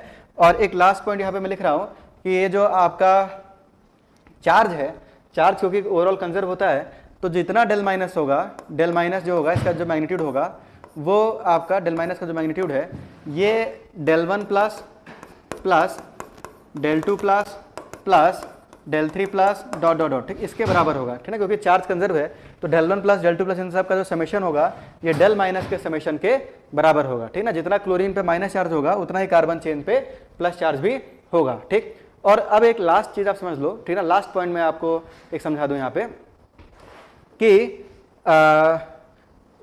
यहाँ पे दो टाइप के इंडक्टिव इफेक्ट बताए गए, ठीक है। इंडक्टिव इफेक्ट कितने टाइप के बताए गए हैं, दो, ठीक। अगर यहाँ पे ERG या EDG है तो ऐसे केस में आपका जो इलेक्ट्रोनेगेटिविटी होगा, electronegativity of G, this should be less than electronegativity of carbon. Carbon की इलेक्ट्रोनेगेटिविटी अगर ज्यादा है तो ये इलेक्ट्रॉन खींच लेगा, तो इलेक्ट्रॉन जब खींच लेगा तो आपको पता है कि ये जो ग्रुप है, ठीक ना, इस ग्रुप पे डेल प्लस आ जाएगा और इस पे चार्ज कैसा आ जाएगा, del minus del minus del minus, और सेम फिनोमेना यहाँ पे आपको मिलेगा, ठीक। अब यहाँ पे एक इंपॉर्टेंट पॉइंट मैं आपको ये बता रहा था कि जब भी कोई इफेक्ट लगता है, जैसे यहाँ पे इंडक्टिव इफेक्ट लग रहा है, तो पहले ये समझो कि इफेक्ट कौन लगा रहा है, किस पे लग रहा है, ठीक ना। अब मैं बहुत इंपॉर्टेंट पॉइंट बता रहा हूँ जो कि हम लोग बार बार यूज करेंगे कि इफेक्ट कौन लगा रहा है। तो मेरे क्वेश्चन का आंसर दो। यहाँ जब आपने क्लोरीन लिया था तो कार्बन चेन पर इंडक्टिव इफेक्ट लगा कौन रहा था, कार्बन चेन में पोलैरिटी इंड्यूस किसने किया, क्लोरीन ने। तो हम ये बोलेंगे कि क्लोरीन जो है ये आई इफेक्ट लगा रहा है, ठीक। अच्छा, आई इफेक्ट किस पे लग रहा है, तो ये जो कार्बन की चेन है, इस कार्बन की चेन पर आई इफेक्ट लग रहा है, ठीक ना। इंडक्टिव इफेक्ट इस पे लग रहा है और ये लगा रहा है, ठीक। अब यहाँ पे दो तरह का इंडक्टिव इफेक्ट बताया जाता है, एक है आपका माइनस आई इफेक्ट और दूसरा है आपका प्लस आई इफेक्ट, ठीक ना। माइनस आई और प्लस आई। माइनस और प्लस का मतलब समझ ले ऑर्गेनिक केमिस्ट्री में, माइनस का मतलब इलेक्ट्रॉन अपनी तरफ खींचना, ठीक ना। हाँ, सही आंसर दे रहे हैं Cl, ठीक है, Cl आंसर सही है। तो देखो माइनस का मतलब होता है इलेक्ट्रॉन को अपनी तरफ खींचना और प्लस का मतलब होता है इलेक्ट्रॉन को डोनेट करना, ठीक है ना। तो अगर कोई एटम, ध्यान से सुनेंगे इस लाइन को, अगर कोई एटम कार्बन से इलेक्ट्रॉन को खींच रहा है अपनी तरफ, ठीक, तो हम बोलेंगे कि वो माइनस इफेक्ट लगा रहा है। अब वो इंडक्टिव हो सकता है, मेसोमेरिक हो सकता है, हाइपर कॉन्जुगेटिव हो सकता है, जो कि धीरे धीरे आने वाले हैं, ठीक है ना। तो माइनस का मतलब आप क्या समझोगे, कन्वेंशन समझ लो, साइन कन्वेंशन। माइनस का मतलब इलेक्ट्रॉन को अपनी तरफ खींचना किसी भी तरीके से, और प्लस का क्या मतलब हुआ, इलेक्ट्रॉन को देना, कार्बन चेन को देना। अब क्योंकि यहाँ पे जो डिस्प्लेसमेंट है, इलेक्ट्रॉन का जो डिस्प्लेसमेंट है वो सिग्मा इलेक्ट्रॉन्स के थ्रू है, किसके थ्रू है, सिग्मा इलेक्ट्रॉन के थ्रू है, तो इसीलिए हम लोग इसका नाम रखेंगे इंडक्टिव इफेक्ट, ना। इंडक्टिव इफेक्ट हमेशा सिग्मा क्लाउड पे ही ऑपरेट करता है, ठीक। और हम लोग ये बोलेंगे कि ये जो एटम है ये माइनस आई इफेक्ट लगा रहा है, ठीक। क्लोरीन जो है ये माइनस आई इफेक्ट लगा रहा है, और माइनस आई इफेक्ट लग किस पे रहा है, तो ये जो कार्बन की चेन है, ये जो कार्बन की चेन है, इस पे माइनस आई इफेक्ट लग रहा है, और क्लोरीन जो है ये माइनस आई इफेक्ट लगा रहा है, मतलब कि इलेक्ट्रॉन को अपनी तरफ खींच रहा है। यानी कि अगर कोई EWG कार्बन से, कार्बन की चेन से अगर कोई EWG यानी कि इलेक्ट्रॉन विड्रॉइंग ग्रुप अगर जुड़ा हुआ है तो वो माइनस आई इफेक्ट शो करेगा। वो ग्रुप क्या शो करेगा, माइनस आई इफेक्ट, है ना। बोलने का तरीका समझे, ये ग्रुप जो है इस कार्बन चेन पर माइनस आई इफेक्ट शो करेगा। और अगर यहां पर कार्बन चेन से कोई ERG लगा हुआ है या EWG लगा हुआ है, ठीक है, क्या लगा हुआ है, EWG, तो ऐसे केस में ये इलेक्ट्रॉन को देगा, इलेक्ट्रॉन को क्या करेगा, देगा। तो यहाँ ये ग्रुप जो है इलेक्ट्रॉन को देगा, तो हम ये बोलेंगे कि ये जो ग्रुप है ये प्लस आई इफेक्ट शो कर रहा है। तो नेक्स्ट क्लास से यहीं से शुरू करेंगे, माइनस आई और प्लस आई। तो माइनस आई इफेक्ट किसको बोलोगे आप, आपसे कोई पूछ ले what is minus I effect, देखो डेफिनेशंस अगर आपको क्लियर है सब चीज़ों की तो इस चैप्टर में दिक्कत नहीं आएगी। तो माइनस आई इफेक्ट किसको बोलते हैं, इफ एनी एटम और group of atom attracts sigma electron ठीक है, sigma electron more strongly than hydrogen, hydrogen से ज़्यादा स्ट्रांगली। हाइड्रोजन यहाँ रेफरेंस क्यों लिया, क्योंकि यहाँ से आपने हाइड्रोजन को डिटैच किया है, हाइड्रोजन को हटाया है और उसके जगह पर हमने कोई ग्रुप को लगाया है। और प्लस आई किसको बोलेंगे, if any atom attract sigma electron less strongly than hydrogen, ठीक है ना, अगर कोई हाइड्रोजन से लेस स्ट्रांगली अट्रैक्ट कर रहा है, या उल्टा बोले कि कार्बन ही उस ग्रुप से इलेक्ट्रॉन को खींच ले रहा है, या इसको इस तरह से देखें कि कोई ग्रुप कार्बन को इलेक्ट्रॉन दे रहा है, तो हम बोलेंगे कि जो ग्रुप है ये आपका प्लस आई इफेक्ट शो कर रहा है। ठीक, तो आज की क्लास को यहीं पे खत्म करते हैं। नेक्स्ट क्लास में हम लोग देखने वाले हैं अब फीचर्स ऑफ इंडक्टिव इफेक्ट, है ना, इंडक्टिव इफेक्ट के फीचर या कैरेक्टरिस्टिक्स ऑफ इंडक्टिव इफेक्ट। आपको एक असाइनमेंट बहुत जल्दी मिल जाएगा, उस असाइनमेंट को सॉल्व करेंगे और कोई डाउट होगा तो उसको आप लोग को पूछना है। धीरे धीरे हम लोग थोड़ा आगे बढ़ेंगे, बिल्कुल बेसिक से चलेंगे, ठीक है ना। तो जिन्होंने पढ़ा है तो उनका तो रिवीजन ही हो रहा है, लेकिन जिन्होंने नहीं पढ़ा है तो इस चैप्टर से एक नया क्वेश्चन हर साल आता है, इस चीज़ को भी ध्यान रखें। और रिएक्शन के जब मैकेनिज्म शुरू होते हैं तो उसमें भी ये चैप्टर बहुत इंपॉर्टेंट रोल प्ले करता है, ठीक ना। कोई डाउट होगा तो आप लोग पूछ सकते हो, व्हाट्सएप ग्रुप में भी आप मुझे पर्सनली भी मैसेज कर सकते हो। आज के लिए इतना ही, थैंक यू।